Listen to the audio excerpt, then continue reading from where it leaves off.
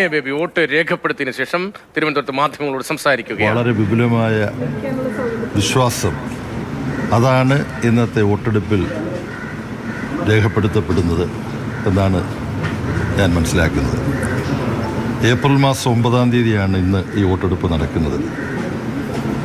April ആദ്യത്തെ ആഴ്ചയാണ് EMSന്റെ നേതൃത്വത്തിൽ ആദ്യമായി ഒരു ജനപക്ഷ ഗവൺമെൻറ് 1957 ഏപ്രിൽ 5 കൃത്യമായി പറഞ്ഞു, ഇന്നേക്ക് 4 ദിവസം മുമ്പ് 69 വർഷങ്ങൾക്ക് മുമ്പ് നിലവിൽ വന്നത്. ഭൂപ്രഭുത്വം കേരളത്തിൽ തുടച്ചു മാറ്റാനുള്ള നടപടികൾക്ക് തുടക്കം കുറിച്ചത് ആ ഗവൺമെൻറ്റാണ്.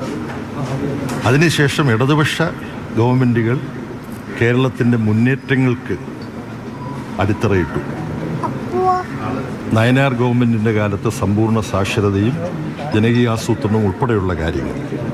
ഇടയ്ക്ക് UDF ഗവൺമെൻറ് കേരളത്തിനെ പിന്നോട്ടടിക്കുന്ന സമീപനങ്ങളെടുത്തു. അത് ഞാൻ വിശദീകരിക്കുന്നില്ല. ഇപ്പോൾ 10 വർഷം പൂർത്തിയാക്കിയ പിണറായി വിജയൻ്റെ നേതൃത്വത്തിലുള്ള LDF ഗവൺമെൻറ് വർദ്ധിച്ച ജനപിന്തുണ നേടിയെടുത്തുകൊണ്ട് ഈ തിരഞ്ഞെടുപ്പിലൂടെ അധികാരത്തിൽ വരും. ആ LDF വിജയം പുതിയ മാറ്റങ്ങൾക്ക് തുടക്കം കുറിക്കും. തുടർച്ചയാണ്, എന്നാൽ കൂടുതൽ ആഴത്തിലും വ്യാപ്തിയിലുമുള്ള പരിഷ്കാരങ്ങൾ. ഒരു വിജ്ഞാന സമൂഹമായി കേരളത്തെ മാറ്റുക, വിജ്ഞാന സമ്പദ്ഘടന കേരളത്തിൽ വികസിപ്പിക്കുക, ഒരു നവകേരളം സൃഷ്ടിക്കുക, അതിന് അനുകൂലമായ വിധിയാണിത്.